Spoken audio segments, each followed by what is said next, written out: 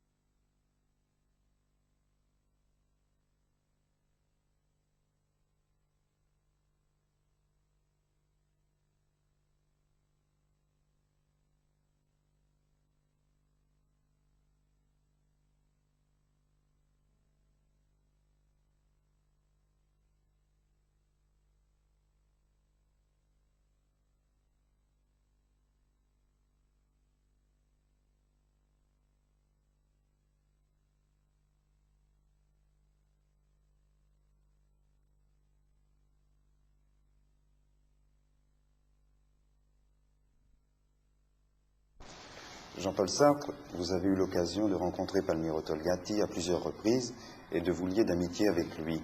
Quel trait frappant retenez-vous de sa personnalité? Naturellement, je vous parle de l'homme. D'autres ont dit mieux que moi les qualités du chef de parti. Je dirais que sa qualité principale, je la résumerai par un mot un peu vague, mais qui dit tout, c'est l'humanité. C'est-à-dire que j'ai toujours eu en face de moi un homme, et non pas un chef de parti, et non pas un dogmatique. C'est un homme qui cherchait toujours le contact humain, la meilleure manière de comprendre l'autre personne, qui considérait toujours que quelqu'un lui posait des questions neuves, était une source de problèmes neufs, qui voulait s'adapter, qui voulait comprendre, quel que fût le jugement qu'il porte ensuite. Et si vous voulez, je considère que c'est la base même d'une démocratie réelle, d'une démocratie en acte, parce que quelles que soient les institutions, la véritable démocratie, c'est le moment où chacun prend profondément au sérieux les idées, les sentiments, les opinions des autres. Et c'est ce que j'ai toujours eu dans mes rapports avec Togliatti, c'est ce sentiment qu'il savait écouter, comprendre, qu'il posait des questions pour savoir, et que toute pensée lui était importante, à la condition que, naturellement, ensuite, il en fasse la critique ou il la prenne. Et qu'en même temps, toute situation était pour lui toujours une situation neuve.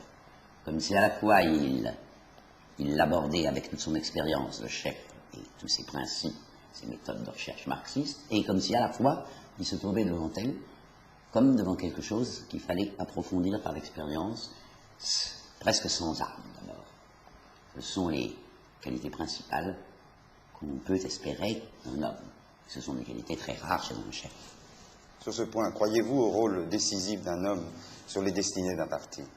Ça dépend tout à fait, naturellement. Je suis marxiste et je pense que tout dépend de structures plus profondes, plus générales, de rapports entre les hommes, de constitution, de situation. Mais il y a des situations, et précisément la situation du Parti communiste italien, au départ était telle, parce que c'était la clandestinité, n'est-ce pas? Il y a des situations où des hommes peuvent jouer un rôle essentiel. Et il est très évident que la personnalité de Togliatti a été une personnalité qui sera irremplaçable pour le parti.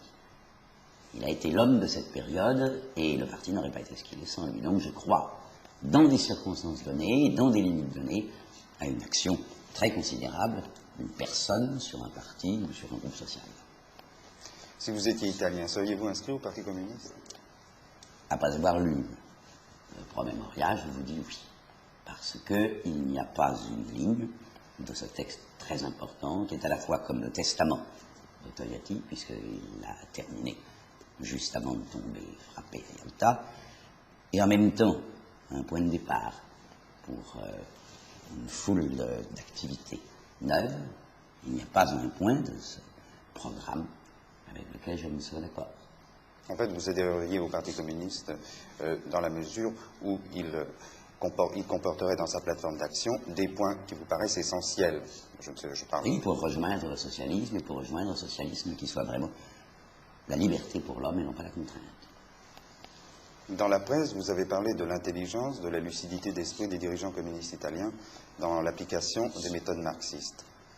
À votre avis, ces qualités proviennent-elles de leur valeur exceptionnelle ou bien d'une situation historique donnée? Je ne pense pas que cela vienne de leur qualité exceptionnelle, parce que je ne pense pas que les hommes d'un peuple soient plus intelligents que les autres, encore que j'ai beaucoup d'amis italiens que je trouve très intelligents. Mais je pense en fait que ça vient de la manière dont le parti italien s'est forgé. Et en particulier de ce que sa longue clandestinité l'a empêché d'être débordé par des problèmes internationaux à un moment où les choses allaient mal. Son vrai domaine était la lutte contre le fascisme. C'est à partir de là, si vous voulez, qu'est né ce que Togliatti a défini la voie italienne du communisme.